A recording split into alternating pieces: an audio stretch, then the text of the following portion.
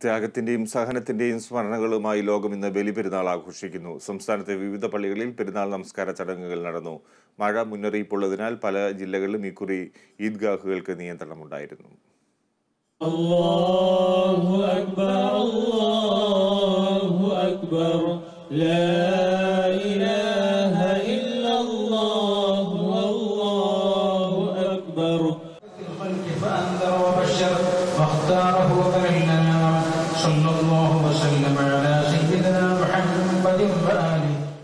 ദൈവകൽപ്പനയനുസരിച്ച് മകനെ ബലി നൽകാൻ തയ്യാറായ പ്രവാചകന്റെ ആത്മസമർപ്പണത്തെ അനുസ്മരിച്ചാണ് ലോകമെങ്ങും ബലിപ്പെരുന്നാൾ ആഘോഷിക്കുന്നത്.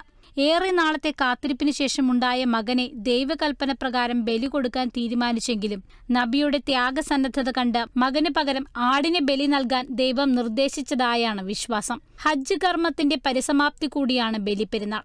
പള്ളികളിലും ഈദ്ഗാഹുകളിലും ഇന്ന് പ്രത്യേക നമസ്കാരം നടന്നു. തിരുവനന്തപുരം ചന്ദ്രശേഖരൻ നായർ സ്റ്റേഡിയത്തിൽ നടന്ന ചടങ്ങിന് പാളയം ഇമാം ഡോക്ടർ ഷുഹൈബ് മൗലവി നേതൃത്വം നൽകി.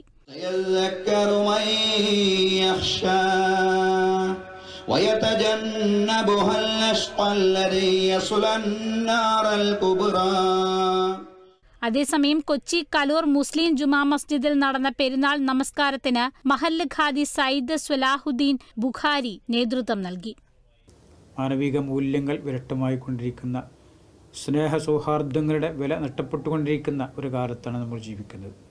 ഈ ഒരു സന്ദർഭത്തിൽ മനുഷ്യർക്കിടയിലും മനുഷ്യേതരർക്കിടയിലുമുള്ള സ്നേഹസൗഹാർദ്ദത്തെ ഊട്ടിയുറപ്പിക്കുവാൻ വേണ്ടി പെരുന്നാളിൻ്റെ സുദിനം പ്രത്യേകമായി ഓർമ്മപ്പെടുത്തലുകൾ നടത്തുന്നു എന്നുള്ളത് ഏറ്റവും പ്രധാനമാണ്. Kozhikode wisdom Islamic organisation Panniyankara Sumangali ഓഡിറ്റോറിയത്തിൽ സംഘടിപ്പിച്ച ഈദ്ഗാഹ് പ്രഭാഷണത്തിൽ വിസ്ഡം സംസ്ഥാന പ്രസിഡന്റ് PN അബ്ദുൽ ലത്തീഫ് മദനി നേതൃത്വം നൽകി.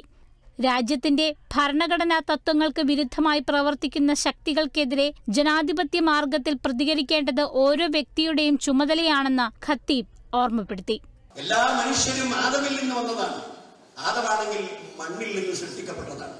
അതുകൊണ്ട് സഹോദരന്മാരെ, മണ്ണിൽ നിന്ന് സൃഷ്ടിക്കപ്പെട്ട ആദമിന്റെ മക്കൾക്ക് അഹങ്കരിക്കാൻ പാടില്ല. അഹങ്കാരം പടച്ചവന് മാത്രം അവകാശപ്പെട്ടതാണ്. അതുകൊണ്ട് സഹിഷ്ണുതയോടെ, സ്നേഹത്തോടെ, സഹവർത്തിത്വത്തോടെ എല്ലാ ജനവിഭാഗങ്ങളോടും മാന്യമായ നിലയ്ക്ക് പെരുമാറുകയും തന്റെ എല്ലാ വിധത്തിലുള്ള സഹായ സഹകരണങ്ങളും ഇവിടെയുള്ള എല്ലാ സമുദായങ്ങളോടും കാണിക്കുകയും ചെയ്യുക എന്ന് പറയുന്നത് ഒരു മുസ്ലിമിന്റെ ബാധ്യതയാണ്. കാലാവസ്ഥ പ്രതികൂലമായിരുന്നെങ്കിലും പള്ളികളിൽ ഈദ് നമസ്കാരത്തിനായി വലിയ തിരക്ക് അനുഭവപ്പെട്ടു. നമസ്കാരത്തിന് ശേഷം വിശ്വാസികൾ ബലികർമ്മം നിർവഹിച്ചു. Kerala vision news, Kochi.